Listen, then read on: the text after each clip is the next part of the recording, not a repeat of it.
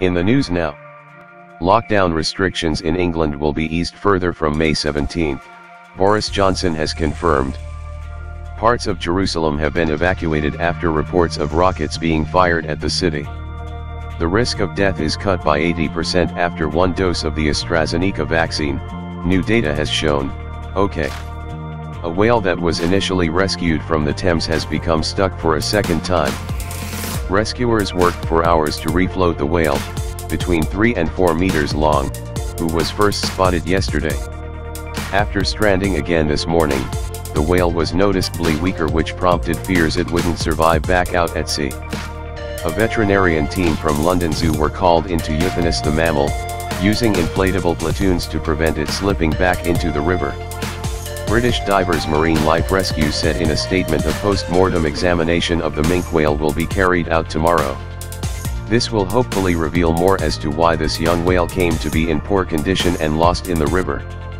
Minke whales are the smallest of the great whales, growing to about 10 meters in length. Convicted sex offender Jeffrey Epstein was known for his connections to the world's most rich and powerful figures, and that relationship may have led to Bill and Melinda Gates' divorce, according to the Wall Street Journal. The billionaire couple announced their divorce in early May, saying they did not believe we can grow together as a couple in this next phase of our lives.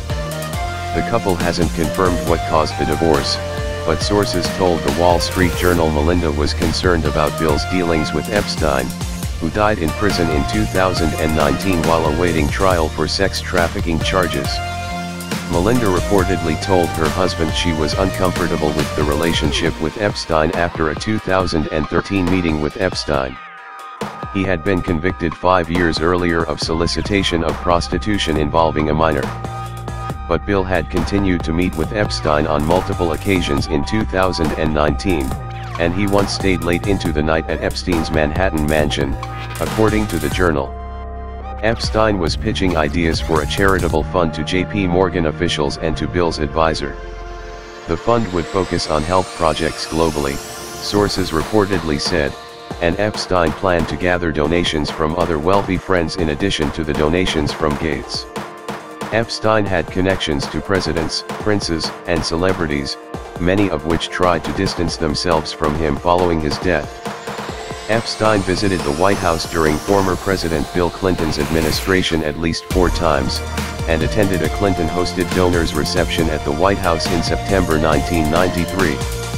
Weeks before Epstein's death, former President Donald Trump said he had a falling out with Epstein roughly 15 years prior. Among the elite names to have joined Epstein and Gates was Eva Anderson-Dubin, a former Miss Sweden, founder of the Tisch Cancer Institute at the Mount Sinai Medical Center, and one of Epstein's former girlfriends. Anderson-Dubin's 15-year-old daughter also reportedly joined Epstein and Gates at the 2011 meeting. Epstein wrote in an email that Bill's great, according to the Times, following the meeting. Gates also complimented Epstein in an email to colleagues. A very attractive Swedish woman and her daughter dropped by and I ended up staying there quite late, the email reportedly said, according to the Times. The FBI confirmed today, May 10, that a Russian hacking group called DarkSide was behind a recent cyber attack that shut down the largest fuel pipeline in the US. DarkSide is not a unit of Russia's intelligence services, and there's no evidence that it is funded or directed by the Kremlin.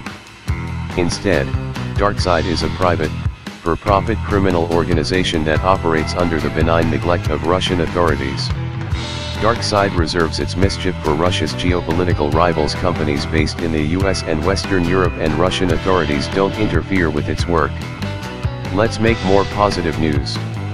More news later.